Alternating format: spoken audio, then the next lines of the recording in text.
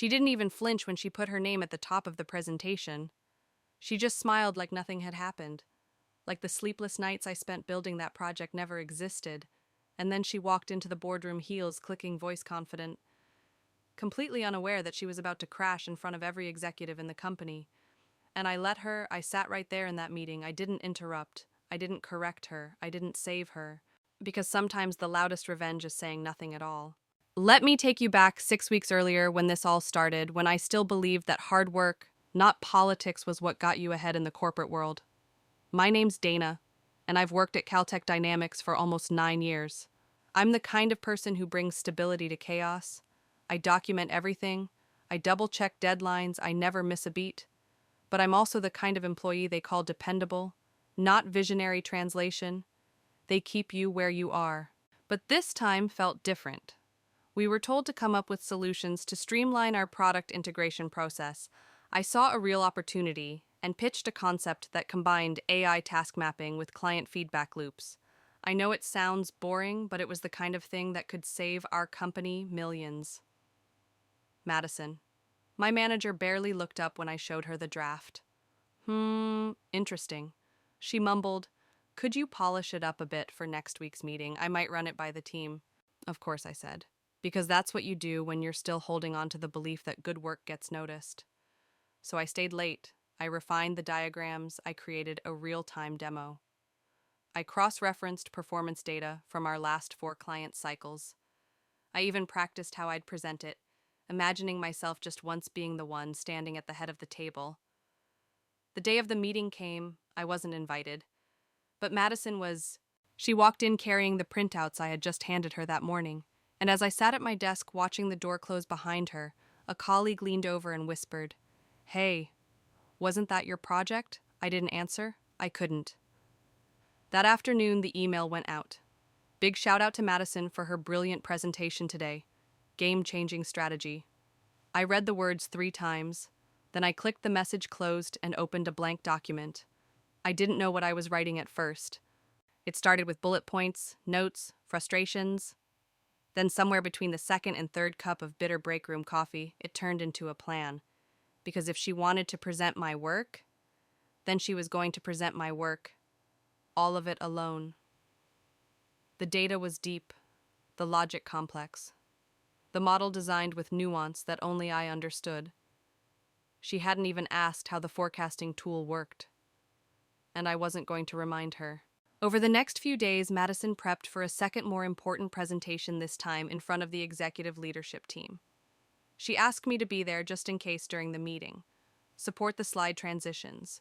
Keep an eye on timing, she said. I smiled. "I'll be there," I replied, and I was. In the second row, quiet, observing. And as she clicked through each slide, fumbling, mispronouncing acronyms, skipping over key metrics, I watched her realize in real time that she was holding a loaded proposal without the manual. At one point, one of the senior VPs turned to me and asked, "Dana, could you clarify this part for us?" I met Madison's eyes. She was pale. I looked back at the VP and said simply, "That's Madison's strategy. I wouldn't want to speak for her." The silence that followed was deafening. That's when everything started to shift. "You shouldn't have done that." That's what Madison said when the meeting ended, her voice tight with panic as she pulled me aside into the hallway. "You just sat there," she hissed. "Why didn't you help me?" I looked at her, not with anger, just a calm. I didn't even know I had. "Because you said it was your project." She opened her mouth, but nothing came out. No excuses, no explanations. Just the slow, sinking realization that she had burned the bridge she expected me to build for her. A week earlier, I had walked into HR with a printed timeline, email records, and a bullet point breakdown of everything I had contributed to the proposal. I sat across from the HR rep, a woman named Sandra, who wore kind eyes and a corporate mask that never cracked. "I'm not asking for drama," I told her. "I just want credit for my work, or at the very least acknowledgement that it was taken without permission." She skimmed my documentation, nodded a few times, took a few notes, then folded her hands and said, "Dana, I understand how frustrating this must feel, but we really encourage employees to work through these issues directly. Madison is your manager, and from what you're describing, there's no policy violation, just a communication gap. a communication gap. Like I had accidentally misplaced my entire proposal into Madison's inbox and forgotten about it. Just stay professional, Sandra added. Keep showing up. Leadership notices more than you think. But they didn't. They noticed the person in the spotlight. The one who talked louder, smiled broader, and didn't hesitate to take center stage, especially when the applause started. So I did what they asked. I stayed professional. But my version of professional meant something different. It meant documenting everything even more carefully. It meant quietly detaching from Madison's frantic prep emails.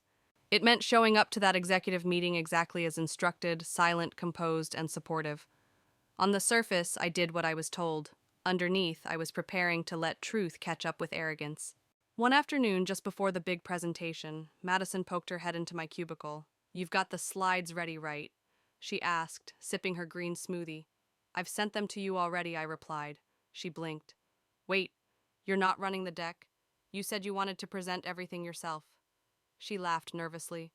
"Well, yeah, I'm leading it, but I figured you'd, be in the booth to click through and keep the flow tight." I smiled. I thought leadership noticed more than they say. She didn't like that answer, but it was the only one she was getting. That night, I stayed late. Not to help her, but to polish a backup version of the presentation. One that I fully understood. One that I knew might need to come off the bench if things unraveled. Part of me hoped she'd pull it off, that she'd actually take what I'd built and carry it well. But another part of me, perhaps the wiser, more tired part, knew that people who cut corners usually trip on them eventually, and I was done sweeping up behind her. The morning of the presentation, the boardroom buzzed with anticipation. Our company had been struggling. This project could secure a huge contract if pitched right. Madison walked in first, dressed sharply, all smiles. I followed a minute later and took a seat in the second row. No slides in front of me, no laptop, just a pen and a calm heart. She opened strong on paper, but by slide 5 she was drowning. She misquoted a data point, skipped a graph. Used the term predictive layering completely out of context. The room grew restless, and then the VP leaned forward. "Dana," he asked, "do you know what she means by this?" I looked at Madison. She wouldn't meet my eyes. I looked back at the VP, and I said gently, "I think it's best we let her explain it. It's her presentation after all." Madison said nothing, because there was nothing left to say. She had barely made it to slide 8. Her voice was too fast. Her words tangled. She kept glancing toward the screen behind her like it might whisper the answer she didn't understand, and the room knew. It's funny how power shifts, how fast it happens. One minute someone is standing confidently in the front of a room. The next they're drowning in the weight of their own performance. "Just to clarify," said David Nguyen, "our firm's most precise and intimidating executive VP. This solution relies on predictive layering, correct?" Madison froze. I could see her jaw tighten. "Yes, that's right," she said, hesitating. "It uses predictive forecasting models that integrate with the real-time feedback mechanism." He didn't blink. "And how are you ensuring data integrity across cycles?" Her eyes flicked toward me. I didn't move, because she had made it clear this was her show. I believe the system self-corrects. Through AI mapping, she said. It was painful. Everyone could feel it. And then David turned to me, eyebrows raised. "Dana, what was your role in this again?" A slow, deep breath. I met his eyes. Officially, I didn't have one. The room shifted. Another executive spoke up. "But you know the back-end structure." I nodded. "Yes, I built it." Gasps are rare in meetings like this. But I heard one. Madison opened her mouth to defend herself, but David raised his hand. "Dana," he said firmly, "can you walk us through slide 9? I stood up. I didn't look at her. Not once. I walked calmly to the front of the room, grabbed the remote off the podium, and clicked to the slide. Then I explained it simply, clearly, confidently. Not to impress, just to clarify. Because that's who I've always been, the one who fixes things after the mess. But this time it wasn't a cleanup. This time it was my voice reclaiming what had been stolen. For the next 10 minutes, the questions came to me. The meeting became mine, not because I took it, but because she handed it over by not being ready. She had wanted the spotlight so badly. She forgot it could expose her too. And when it was over, they thanked me. They didn't ask Madison to stay behind, they asked me. She stood by the door holding her folder, hands trembling slightly. Dana. David said, "Why weren't you the one giving this pitch?" "I wasn't invited," I said plainly. He didn't say anything else, he just nodded once, slow and thoughtful. Later that afternoon, I walked past Madison's office. Her door was half closed. I saw her sitting at her desk, staring blankly at her screen, her face pale, and I felt nothing. No revenge, no triumph. Just peace. Because I didn't sabotage her, I didn't need to. She failed on her own because she believed she could fake what I spent years building. By Friday, word had spread through the company. People stopped me in the hallway. Quiet compliments, raised eyebrows. A few even said they were sorry for not stepping in sooner. I didn't hold it against them. They were just trying to survive the same system, a system that praises the loudest voice, even if the work was done by the quietest hands. But not anymore. That system had just cracked, and they knew it. I got a message late that evening from David. "Let's talk next week. I have a role in mind, and it has your name on it. My name. Finally. And this time it wasn't behind anyone else's." A month later, I was sitting in the same boardroom, only this time I was at the head of the table. The chair felt the same. The room still smelled faintly like dry erase markers and filtered coffee. But everything else had changed. Because this time they weren't asking Madison for answers. They were looking at me. The Monday after the failed presentation, I received a formal email from the executive team. They wanted me to lead the new Innovation Task Force, a high-visibility team with real decision-making power. The offer came with a title change, a raise, and most importantly, my own team. Madison wasn't on it. In fact, within 2 weeks, she was quietly reassigned to a non-client-facing role. I heard she'd been given a chance to reset. I didn't cheer. I didn't gossip. I simply nodded when someone mentioned it, then got back to work. Because I wasn't here for revenge, I was here for impact. My first team meeting was small, just 5 people, but I knew each of them by name. I knew what they were good at, and I asked them what they needed to succeed. No one had ever asked me that before. I remembered what it felt like, so I became the leader I used to hope for. One afternoon, one of the junior analysts, Lena, came to my office. She looked nervous, holding a folder with shaky hands. "I just wanted to show you an idea I've been working on," she said. "It's probably nothing." I smiled. "Sit down, Lena, walk me through it," she lit up. Her words tumbled out full of passion, hesitation, hope. I listened to every word. And when she finished, I said the words I had once needed so badly. "Let's develop it. You're onto something." And her face, her stunned, overwhelmed gratitude, that was the real reward. Not the title, not the raise.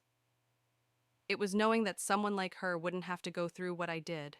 A few weeks later, I ran into Madison in the break room. She didn't meet my eyes. She just nodded, said a quiet hi, and left with her coffee. And that was fine with me. I didn't need an apology anymore. She had already given me the best apology possible by proving to everyone what I already knew. You can't fake what you don't understand. You can't lead with stolen work, and you can't silence someone who finally finds her voice. Sometimes people ask me if I ever wished I had called her out publicly, exposed her, humiliated her the way she humiliated me. The truth: no. Because letting her present that project alone wasn't revenge. It was a mirror, and she cracked it herself. Now, when I stand in front of a room, I don't wonder if I belong there. I know I do. I didn't get there by stepping on anyone else. I got there by refusing to let anyone else step on me again.